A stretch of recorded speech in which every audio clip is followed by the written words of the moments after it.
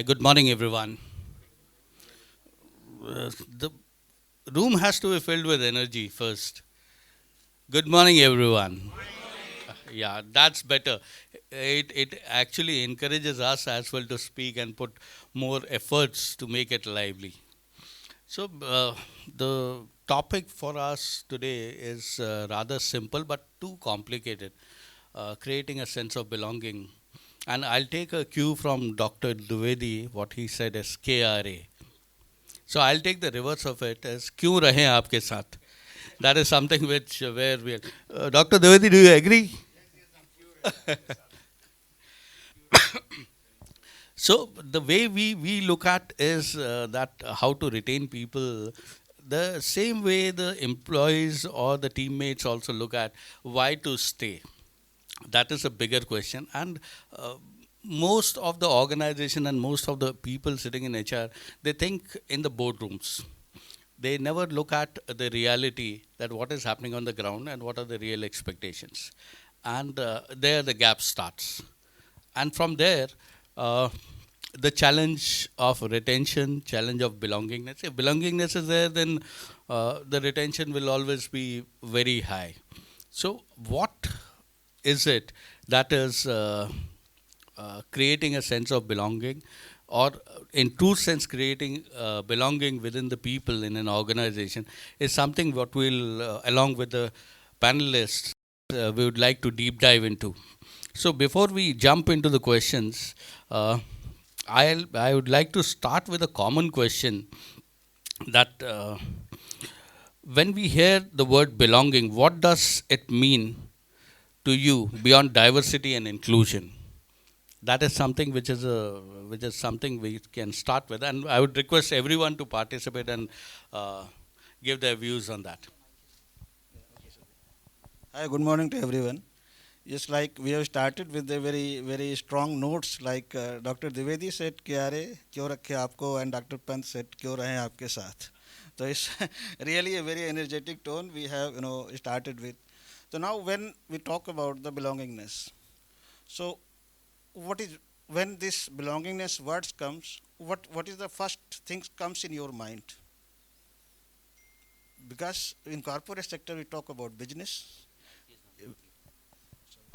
Hello, yeah.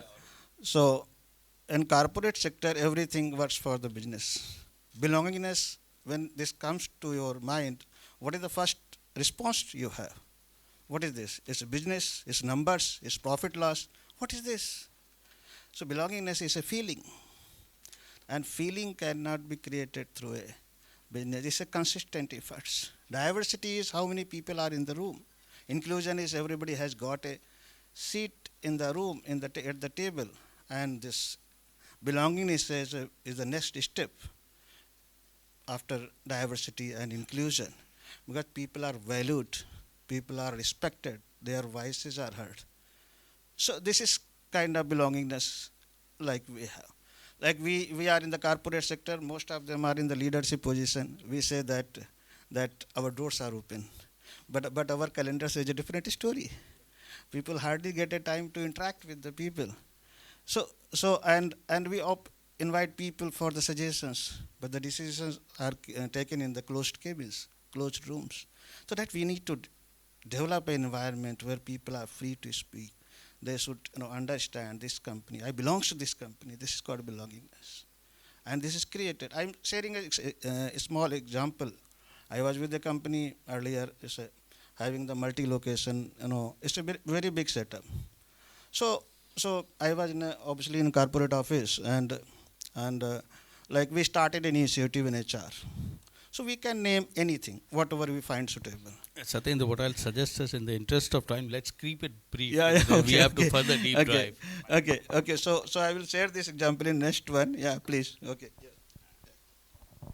So for me, Try to keep it brief, Robesha. very crisp, very crisp with example.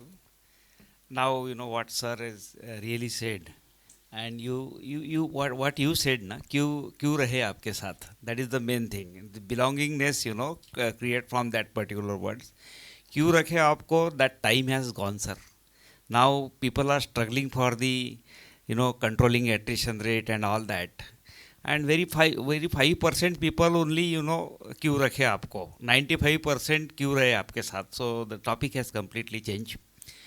For me, these two things, that is diversity and inclusion, that's a starting point. Because of that, we cannot survive you. We will have to accept diversity and inclusion. Now, next come is belongingness. And this belongingness starts with the culture only. It's a culture organization. Now, we take it for me, I am working with the Bombay Dyeing. This company is in existence from last 300 years. And what sir said that Nokia and all, they were vanished, and this company started 300 years before, because they have created that culture of belongingness, that culture of trust. People feel safe. Safety is very important for everybody, whether it is financial safety, whether it is their personal safety, whether it is reputational safety, whatever. That safety is very important, and because of that, people can make the change. Whatever the bad days come to the organization, people will not run away from you. They will think that you will survive you at any cost of time, and they will be with you. So, this culture of belongingness, which is depending basically on the trust, and there is one more catalyst. We should not be there, the politics. If it is enters, then everything goes away. People will show trust, and backside they will stab you. So that should not be also there. And if that is there, you will won the game. That is what I feel.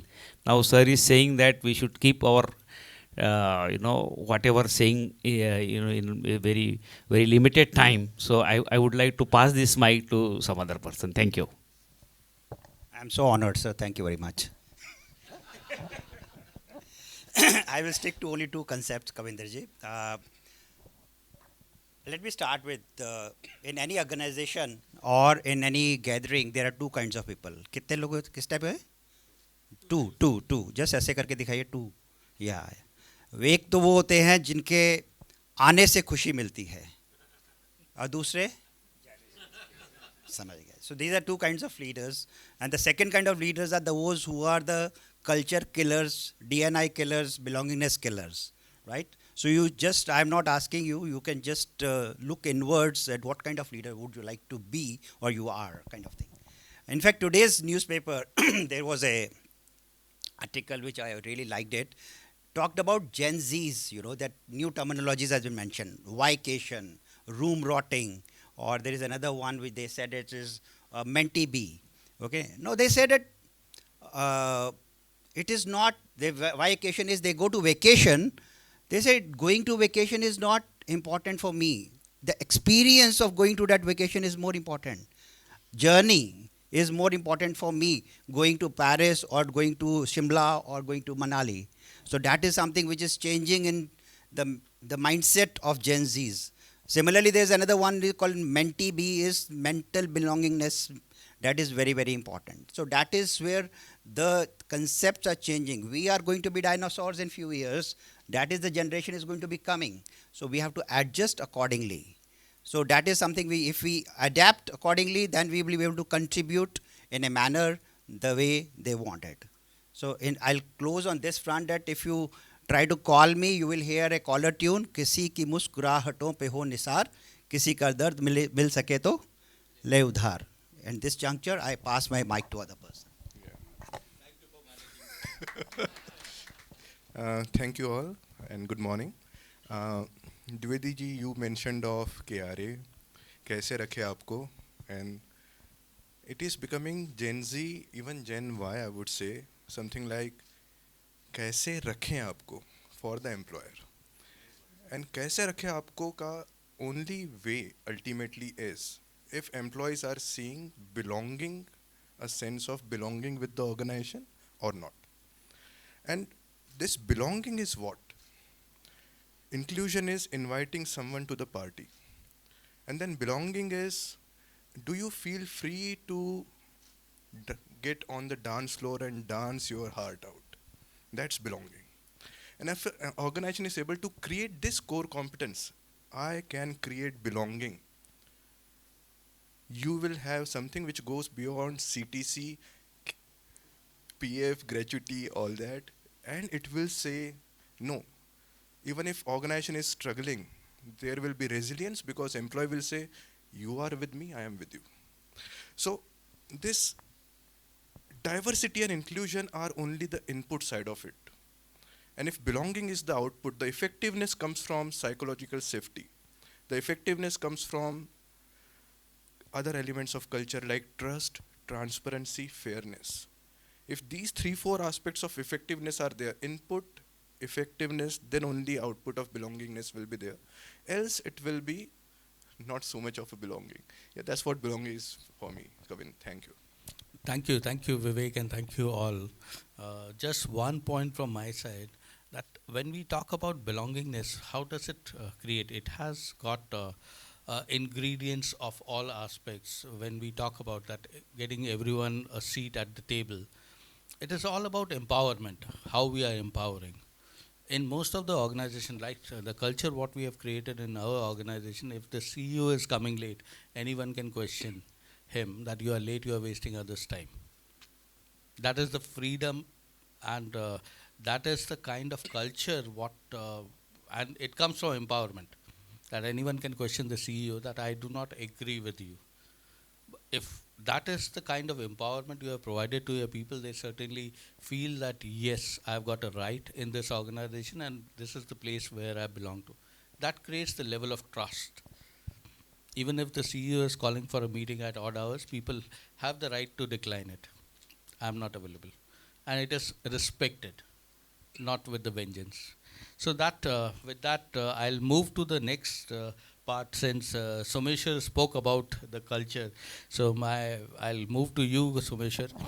That the question is, can belonging be embedded into organizational culture, or it depends primarily on the individual leaders?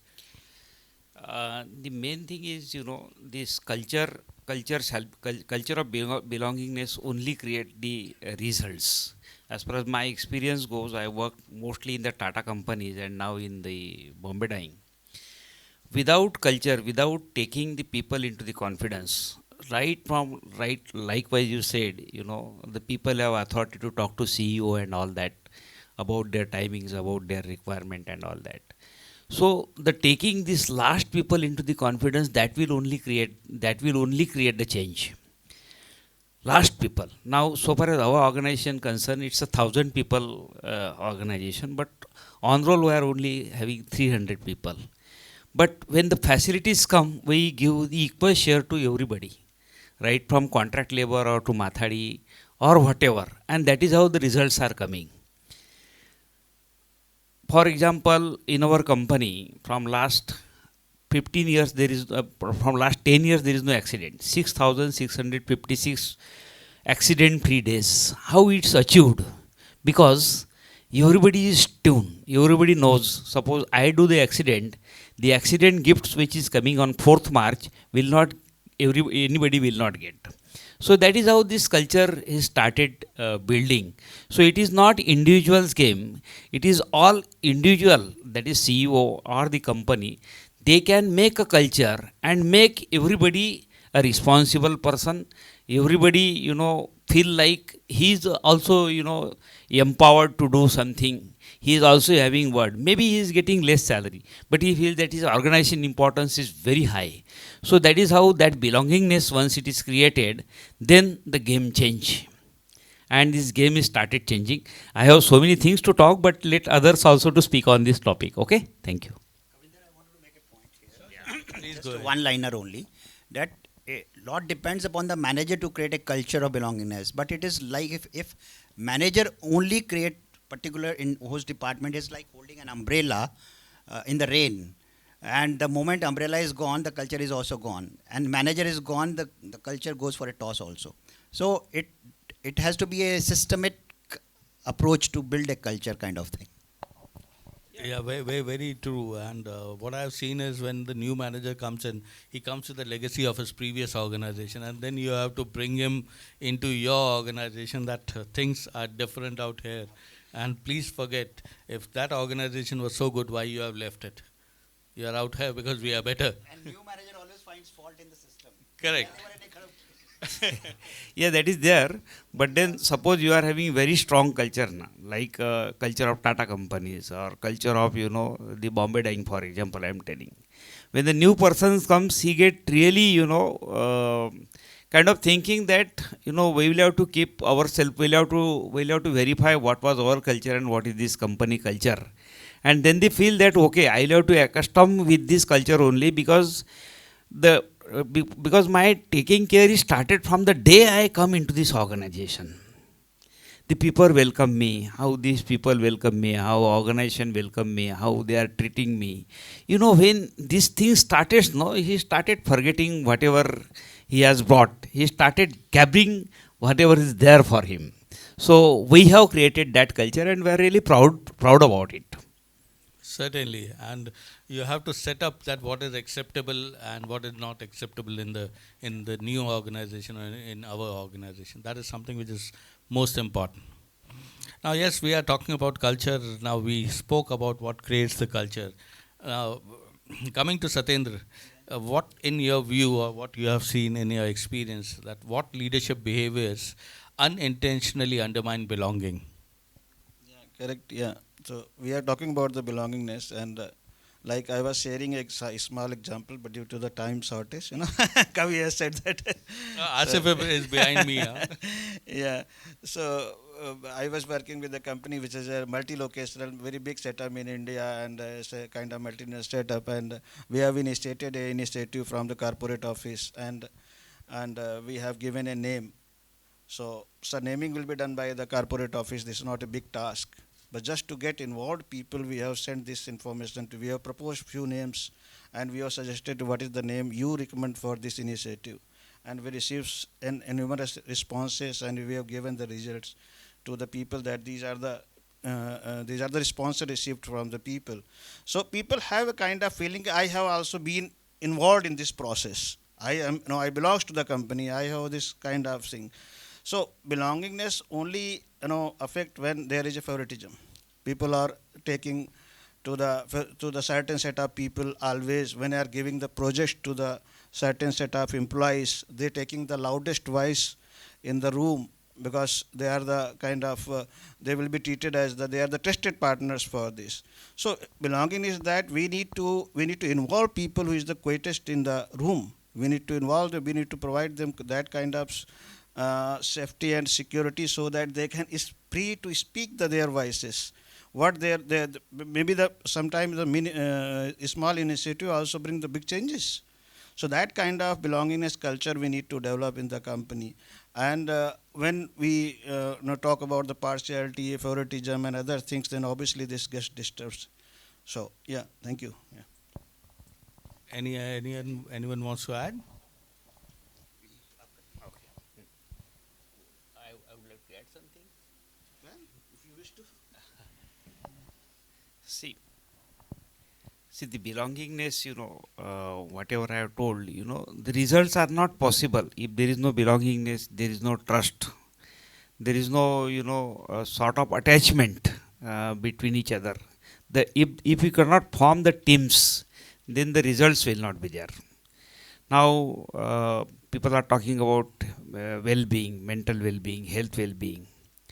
Now, if we bring outside persons, put the things on them that you will have to do this, you will have to do this like this. But then suppose we create internal structure like this, like we are having OSC, and we are giving chance to every person to come forward to share his experience, how he has reduced the weight, how he has become physically fit, how he has become mentally fit. And when he shares these examples, the people started jealousy, and that is a positive jealousy then. And that is the culture, that is the thing, that is the people taking together. Every aspects, it doesn't requires money. Suppose we are bringing somebody from outside for giving it requires money. Suppose we are training from outsiders, it's requires training. But suppose you create an internal team of the training, and if they started giving you a training like this, then the people will also absorb and they also feel that they also have to contribute something for the others. So then the theory of the contribution will start. Recently, I was just understanding one example about the Thomas Edison. Now, Thomas Edison is example I studied. When he was in school, and the school teacher is went to his home and given one cheat to his mother, and something was written in that cheat. And when the school teacher has taken him to his mother, and he has given the cheat, so this Thomas Edison was also, what happened. See, mother says something different to her, and what she said, that teacher is saying that you are genius and we are incapable to teach you, so I will have to teach you. So it's okay. I mean, he feel proud. Again, he is genius like this. So Thomas Edison's mother has learned every book, has grasped every books, and then teach that particular thing to his son. And he's become so great that he has done so many discoveries. Then lastly, when his mother died, and he has read that cheat, then in that cheat it was mentioned that your son is mentally retarded, and it is very difficult to teach him along with the other students, and that is how he felt. So my mind is, everybody is genius, everybody, provided he should be, what I could say, we'll have to tell him, we'll have to motivate him. Motivation is most important thing. If you demotivate, it's very easy. Demotivation is very, very easy. But the human being, likewise, sir is depending mostly on the Bhagavad Gita. And they're saying that human has got huge potential. Huge potential. Only thing one has to recognize. People started thinking, array, he is more talented, I am not less talented. God has given 1400 gram brain to everybody. Everybody common distribution. Only thing that how you got motivated, how you got impressed, and how you think, how you pursue you are, and that you are. Thank you, Mr. So Kale. your persuasion is very In important. the interest of time, I'll have to interject. Thank you. And this particular question, and I'm amazed that the panelists are so positive, though it was a negative question about, but it has been answered in a positive manner. So the responses have to be understood in a reverse manner. Whatever they have said, take the opposite of it to get the real aspects of it. Now we have spoken about the culture and all, but in business, what Satyendra said in the beginning, that we are all about the revenues, the profits, the top lines, and the bottom lines. So my question to you, Dr. Jagmohan, is: what does a culture of belonging? How does a culture of belonging influence business performance, innovation, and customer satisfaction? And just a supplementary question to that: have you seen measurable business outcomes that resulted from a strong employee belonging? It's a loaded one. Very long question. My answer will be not that long. Okay, great point. In fact, belongingness, as you must be knowing, is not just a soft metric now. It reflects in P&L also. Do you agree on this or not? It reflects in P&L. Maybe DNI is not reflecting because of Trump, but belongingness is. And let me ask a counter question of: do you think belongingness is a science or an art? Both तो सब लोग बोलेंगे. Who do you think? What do you think it is more of it? Art. Okay. So definitely it is an art. Art, the way we roll it out, and science if we implement in a stepwise manner. I'm a great believer, a coach of situational leadership by Ken Blanchard. I'm certified from that also, coach. But if you, how many of you know about SL2, situational leadership? If I'll just shortly, I'll say it, that there are 4 steps of the employees, 4 stages. One is D1, D2, D3, D4. D1 is a newcomer, lot of energy. उसको आता नहीं, लेकिन वो मैं सब कुछ बदल दूंगा मैं. ओके, ऐसा कर मैं आग लगा दूंगा मैं. D2 इज थोड़ा सा कंफ्यूज हो जाता है कि यार ये तो मैंने सोचा नहीं था. The job is more difficult. D3 is that hesitant person. Swimming pool में जंप करूं कि ना करूं, उसको बॉस का नच चाहिए होता है, बेटे मैं तेरे साथ हूं.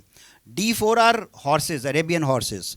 मतलब कि उसको बोल दो करोगे, हाँ करूँगा सर, आप बता दो क्या करना है. So similarly at every level one should know what is the development level of the person. Accordingly the leadership is given to that particular person and the belongingness increases. You can't have one yardstick for all these kinds of employees. Do you agree in this? This is science. How we do it is an art. You know, for D1 person, I will use different language.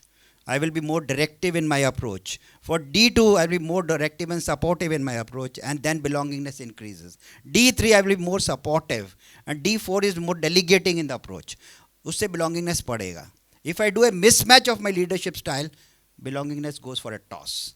So in fact, there is a better up company, which is a coaching company. उन्होंने survey में बोला है that 56% increase performance index होता है if the belongingness improves. And there is a scientific way of doing it. And also the retention levels increase by 50%. Of course, there are a lot of belongingness index. Let me not quote on those fronts. But that is what my belief of belongingness, art and science is there. And that leads to increase in business performances. Certainly, and I agree with you. It is a combination of science. Science is something is to understand what people are and how people behave, and art is how to use those strengths and those opportunities of development. Very well said. Thank you. I'm sorry if I bored you with situation leadership theory, but in case you want to have a separate discussion, I'm available maybe on Saturdays and Sundays. So coming to you, Vivek, how can organizations create psychological safety where employees feel comfortable expressing ideas and concern, which leads to creating a sense of belongingness? Sure. So Dr. Jagmohan gave some input around it already. So at our organization, Veranda Learning, what we try to do is assure psychological safety. What it is mistakes, misouts, and ideas will not be questioned, reprimanded, and we go by the theme, every idea is a good idea. Maybe its time has not come, but every idea is a good idea. Every concern expressed is an opportunity to improve. So we call an initiative by name Ideathon.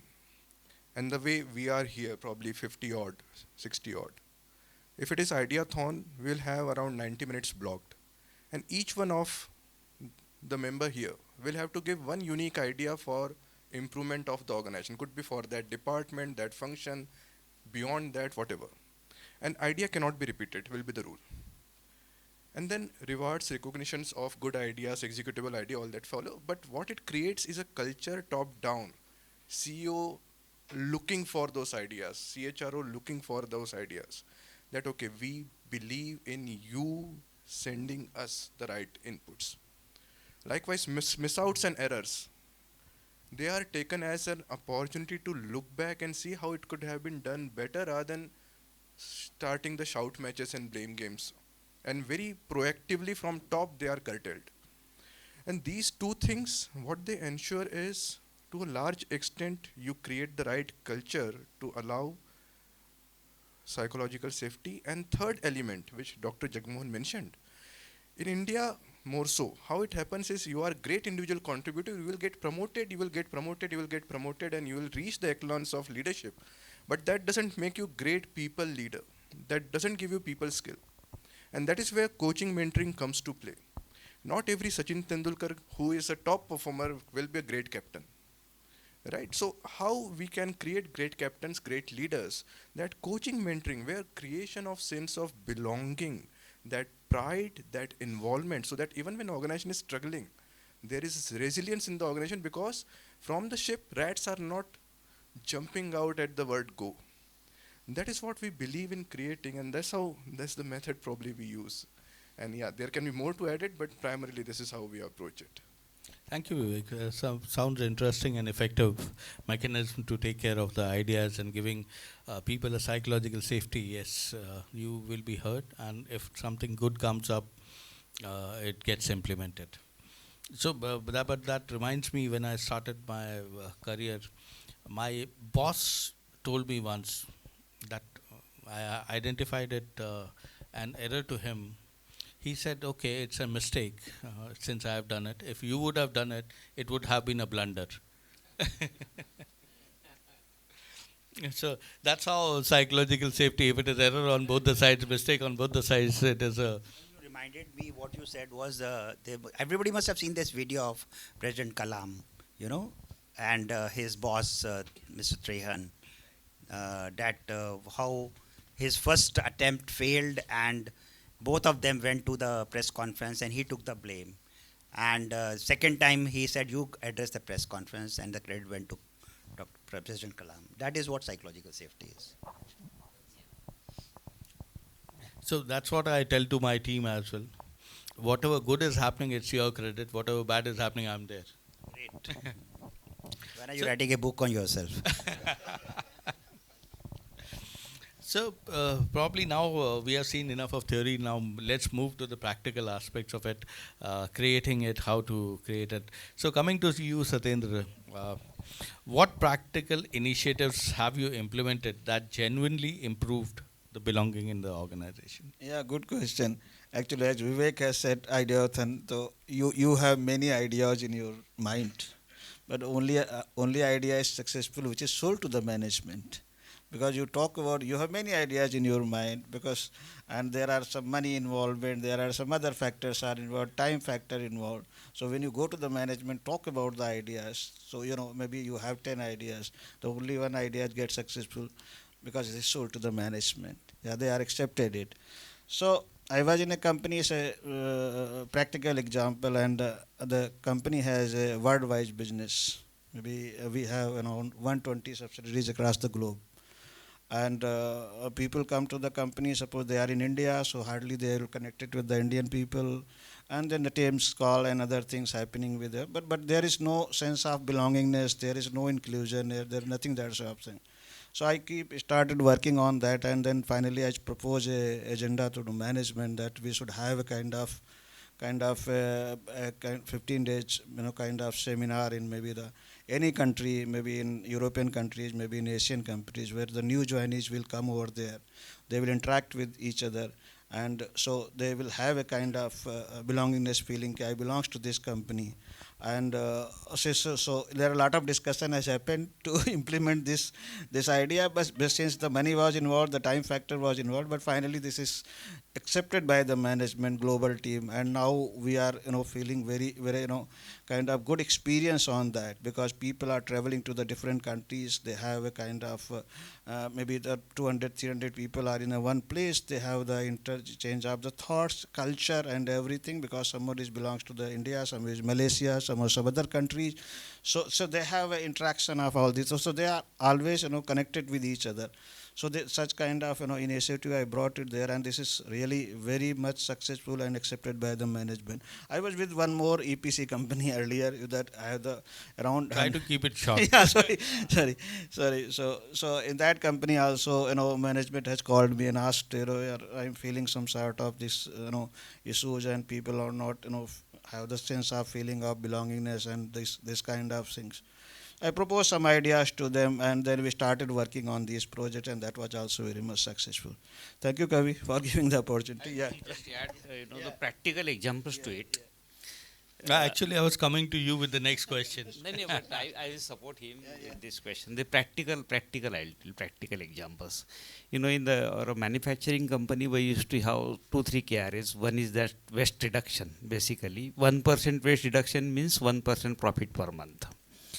So some other things also. So what we have 500 odd employees, contract employees working over there.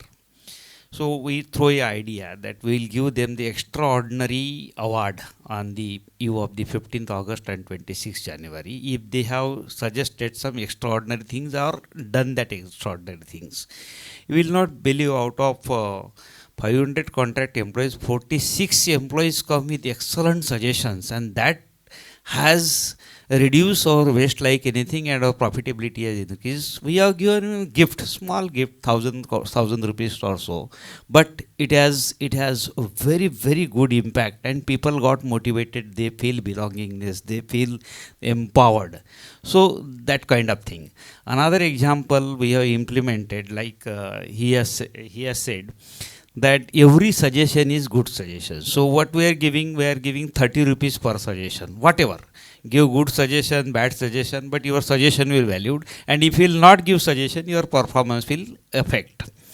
So, out of 1,000 suggestions, suppose 10, 15 suggestions we got and we improve our productivity, that's big game for us. And that we have implemented it, we got tangible suggestions, non-tangible suggestions, and we make our business excellent.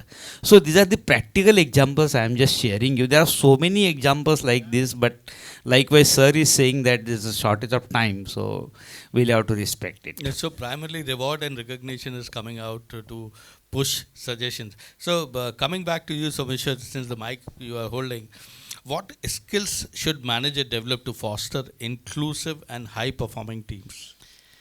One is people should start trusting the team. That's the main thing, main skill that started trusting. Second thing, to create belongingness, you will have to accept that last person. Suppose also he is feeling somehow less motivated. Then we'll have to boost up confidence in him that he is also very important for the organization. So teamwork, basically teamwork you will have to improve. And third thing, we'll have to give him confidence that nothing less. We are always with you. Go ahead, do the things, and we'll be with you. That's another skill we'll have to incorporate in. And third thing, okay, we'll have to identify what are his weaknesses and all that, and we'll have to find out coach like him to give him that particular thing. That will change the game, and the game is changing. That is what I am feeling. So that is what I feel, sir. Thank you, Mr. Someshwar. Now, with the changing times, the workforce is also changing. And so, coming to Jagmohan about this, that as the workforce becomes more global and multi-generational, what new challenges will organizations face in building belonging? Because the new generation is entirely different what we have heard now from Dr. Dwivedi as well. So, expectations are different. Yeah, today, in fact, I'll say before I answer this question, I had two practical suggestions for Satyendra's school. There are two strategies which we use. One is stay interviews, and second is reverse mentoring. So that is 30-second answer for that.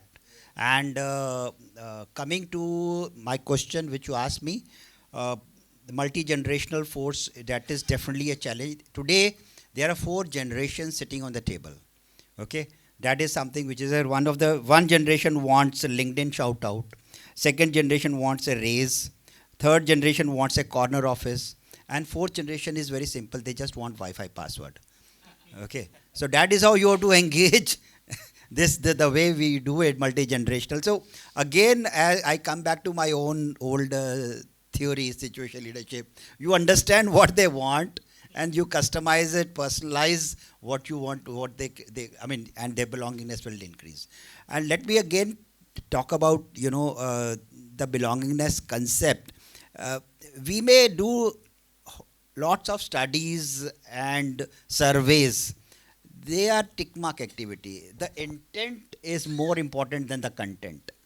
So that is something which I believe in. I hope I'm very to the point, sir. To the point and brief, very apt as well. Let me put in my thoughts as well, because we are a heavy engineering organization. We are into niche of FP, into offshore oil and gas. And what my experience, we are a multi-country, we have multi-country operations. We are dealing with 7 nationalities. And what has worked for us is flexibility, freedom, empowerment, and how should I put it across? We have made people involved and accountable. Whether you come to office, you don't come to office, we don't care. We do not monitor attendance. Whether you sit in office, whether you sit in a bar, whether you sit at home, we are more interested in what output you are supposed to give, whether you are giving it on time or not. If there are certain meetings, you have to be present. That's it. The work should be delivered on time. So that is how people feel that they are accountable and they take the ownership. In an industry where attrition ranges from 18 to 24%, we are in single digit. So the our scores, engagement scores are high, but our attrition scores talks volumes about it. We are not the best paymasters. Our benefits are not the best, but the environment and the culture what we have created is playing for us. And that too, people are leaving their permanent jobs and joining us on contract. So that is something what we have created. So coming to you, Vivek, what is the biggest misconception organizations have about belonging? I would put two quickly, not just one. One, of course, is belonging is HR's baby. Like any people matter and people thing, belonging, culture, satisfaction of employee, this, that is HR's baby. It goes well beyond HR per se. So right from CEO from the top, all the CXO, all the functional leadership, all the senior supervisor, all the team leads, everyone has a role to play. First is that. Second is, like Mr. Dr. Jagamohan, you were saying, is it a science or is it art? The building block is scientific. Let it be art later on, but the building block is scientific. Like how you hold the bat has to be somewhere, how you have the stance has to be somewhere taken care of. Yeah, you can be exceptionally different, but yeah, chances are less than you to be succeed. So the building block over here is to be mindful if you are looking for output of belonging. The diversity and inclusion are only the input. And just by having them, having quarterly team outing and having team offsites and belonging will get created, it's not going to happen. It will happen only when you have effectiveness. The parameters which Kavindra you were mentioning, fairness, non-favoritism, trust, transparency of the process, who is getting promoted and for what good reason or bad. And along with this, aspects like psychological safety we all spoke of, ideation, welcoming of ideas, concerns and issues, allowing them to be voiced. These are some of the things which will create that effectiveness box. Once this if input and effectiveness are there, only then the scientific way of getting that output of belonging will happen. So that's what Kavindra I would want to add. Thank you, Vivek. Very well said. Now, since we still have time, I would like to move. Yeah, I would like to move to each one of you. That now, since in one sentence, what does turning inclusion into impact mean to you? Just one Can I sentence, start? not a long One one. liner. Anyone. One Yeah, liner. one. I'll say inclusion and impact leads to belongingness. I will say, and I mean belongingness is one of the criteria, and I will say that belongingness, inclusion is not an outbound activity where we do trust falls, but we do create a culture where trust don't fall. Fantastic. I think inclusion is input and belongingness is output. So that is what I feel. Right. Yeah. If you no, if you talk about the belongingness, then in that sense, people need to be respected. They need to be valued. Their voice need to be heard. Then this result will come out. If you are, not that much transparent, then obviously you will not get belongingness in the company. Yeah. Vivek, your thoughts? So inclusion and belonging as an impact in a one sentence to me is core competence, creation of core competence. What Kavindra you said, we don't have best benefits, don't have best CTCs to offer, but lowest attrition.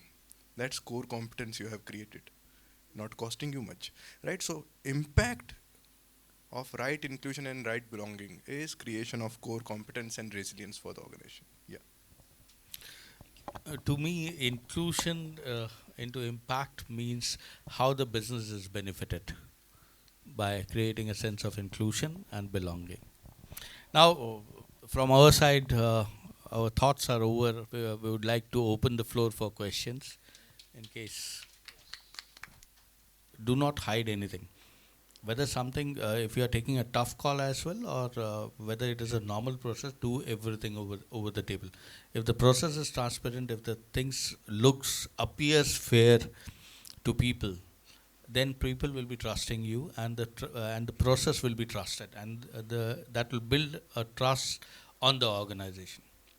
If you are not disclosing what you are doing and how you are doing, then questions are being raised. Yes. So it's a long debatable issue. It's not that much easy as you think about it, because if there are 10 people are working in the team and everybody expect a promotion on the basis of what he has contributed in the last 1 year, so it's very challenging. So you need to have a kind of concrete mechanism where you need to prove them that this is the result and by which the person have received the promotion and they have not received the promotion. So the mechanism has to be developed on that, and the Kavi has said that need to be done on the table. That is important. Yeah. So for me, the fairness is likewise, sir has said about these promotion policies. What I feel at the start of the year only, I think who should be promoted, and we are focusing much on that particular person, and we feel that this person should get motivated because he is not getting promoted from last 4 or 5 years for whatever it is. Then we'll have to coach him. We'll have to bring to that particular line, and that's a fairness for me. And then that person is also feel respected. So that's one example. Second thing, if anything, any disciplinary action, any matter has come, we will not target that particular person. Let's see he has done the mistake, what exactly it is. And that intent only we are targeting and we are punishing. But the person we are not punishing. Person is a great. So that's a fairness for me. So there are many things like this, and that is how our organization is successful. That is what he said, that in our company those salaries is not late, but our attrition is less than 5%, and most of the people after retirement also they wanted to work with us, and they feel that at the retirement they are not feeling that they are really retired, they are feeling energetic because organization is giving them the chance. So that's a fairness, that magic is working. Thank you. In the interest of time, I totally agree with Kavinderji. Yeah. So I will just go to method. After of Vivek, I'll give you one more secret what I adopt. Yeah, I'll just go to method of it. One thing which we try to do at Veranda is keeping quantifiable goals across roles, and then through team lead conveying to the team members whose achievement is what. Quantifiable goal, you can do the calculations, your achievement 78% or 122%. Link to that your promotions and increment decisions, and transparently conveyed rating. So each one in the team, Somendra would know what is, Satyendra would know what is Someshwar's rating and what is Jagmohan's rating. Right? Once that is there, there is always a pull to keep on doing better, improve. If Jagmohan is the benchmark, then how I can be Jagmohan next year? That one. And second, for transparency, each month or at least each quarter, right from the top, right from the CEO and other CXOs, communication across employee ecosystem in a town hall, webinar, whatever, that what is going right for us, what is going wrong for us, some of the key decisions, why they are being taken. So this insecurity which creates, and then insecurity creates a lot of other things, negativity, toxicity, whatnot, gets very largely addressed because right from the top you are getting to know we are doing geography expansion, we did not have a great this thing, this initiative failed, this initiative clicked, and then why we are doing some of the things which we are doing, economic factors, business factors, regulatory aspect, whatever. That creates a belonging as one of the outcome, and all the good things which Kavindra mentioned for his setup would be the byproduct as well. Yeah, thanks. So coming back to the other part of it, when you do anything, you'll have 80 to 90% of your population agreeing to it, adjusting to it, and appreciating it. You have to deal with those remaining 5% or 10% of the population who will always be a naysayer or a kind of people who will be opposing anything and everything will be coming to you. So for them, the rule is slightly different. You have to shut them up. You have to ask them to fall in line, or you have to find the replacement. Because to me, my journey has been entirely different. And the way I deal is, at times HR has to be a gunda. And without being the gunda, neither your CEO listens to you, nor your people listens to you, or nor your managers. So I work that way, and that has worked very well for me. You have to say no, and you have to firmly say no, nahi karunga, no matter what, and that works. Sir, is that a leadership myth you want to break, or you want to take it to the next level? I think we should take it to the next level. Any other question? I have a question, sir. I'll ask you this question. What's one thing the leaders or employees should stop doing it because it's harming the culture of the organization? Both perspective. One answer is politics. I will say, you know, I'm a great fan, and my guru Marshall Goldsmith has written a book called What Got You Here Will Not Get You There. So he says, don't over contribute. Don't over contribute. कुछ भी लेके आते हैं, इसके अंदर गलती निकाल देनी है. Okay, तो don't है तो ठीक है यार. I mean, there was such a person who we had our divisional head, vice president, and brand manager was there. वो इतना डरता था कुछ लेके जाना, उसमें गलती निकाली होती. वो शादी का कार्ड उसने एक दिन पहले दिया उसका. कहता है, अरे महेंद्र तू शादी का कार्ड पहले क्यों नहीं दिया? कहता सर इसमें भी गलती निकाल देते आप. Don't over contribute. But I agree with you. Don't over contribute. So, over contribute means like this: negative over contribute. Positive over contribute is always welcome. To me is stop pleasing everyone, stop making everyone happy. Where the role is not to make everyone happy, role is to make people satisfied, but people should be contributing as well. So that is something which is my take. And to me, along with all the points, both leaders, employees have to be open to change and open to ideas. Most of us are very boxed, very siloed, and are not receptive to change. We are the inertia, right? So if we can change that, that can help. You reminded me of one another concept. Like leadership होता है, उसे employeeship भी होता है. You should know how to be a good employee also. Right. All right, so give them a huge round of applause. Thank you so much to the lovely panelists here. Thank you, sir. Thank you so much.